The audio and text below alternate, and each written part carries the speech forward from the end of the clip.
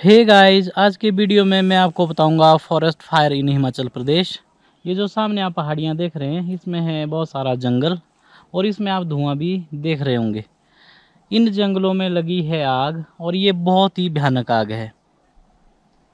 अभी आपको आवाज़ सुनाई दे रही होगी जैसे कि हवा बह रही है या तेज़ पानी बहने की जो गड़गड़ाहट है, ये आवाज़ एक्चुअली आग के लपटों की है। यहाँ पर सामने देखिए, कैमरे में शायद ये उतना ना दिखे, लेकिन अगर आंखों से हम देख रहे हैं तब ये बहुत ही भयानक दिखाई दे रहा है।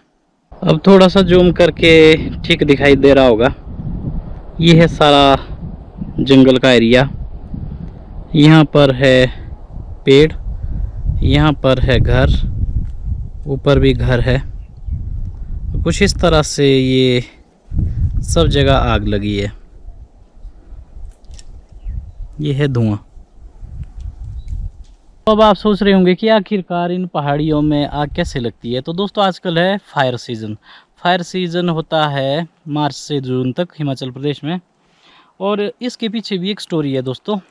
हिमाचल प्रदेश जब पूर्ण राज्य बना तो हिमाचल प्रदेश को आमदनी के लिए चाहिए था कोई ऐसा सोर्स जिससे उसकी इनकम बढ़ती जाए और वो अपने खर्चे निकाल सके। पहले पहाड़ों पर हमारे ऊंचाई वाले क्षेत्रों में होते थे देवदार के पेड़। ये सामने है देवदार का पेड़, ये है राज्य वृक्ष।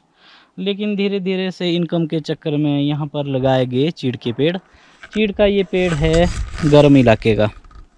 इस तरह से चीड़ का पेड़ होता है और इससे निकलता है बिरोजा।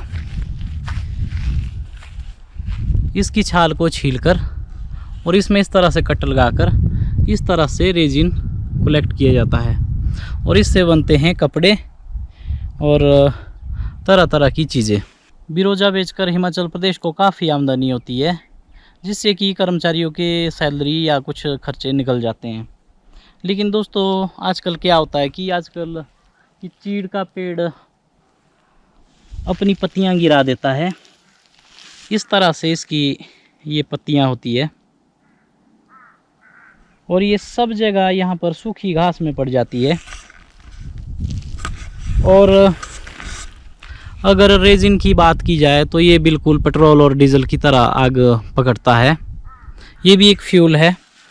और जो ये चीड़ की पत्तियाँ पड़ी है, ये भी एक फ्यूल है।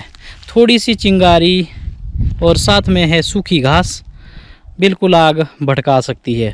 दोस्तों, जंगल में आग लगने के कारण एग्जैक्ट तो पता नहीं है, लेकिन कहते हैं कि कई बार चीड़ के पेड़ सूख जाते हैं। जैसे आप इन चीड़ के पेड़ों में देख रहे हैं, ये है आपस में उलझे हुए।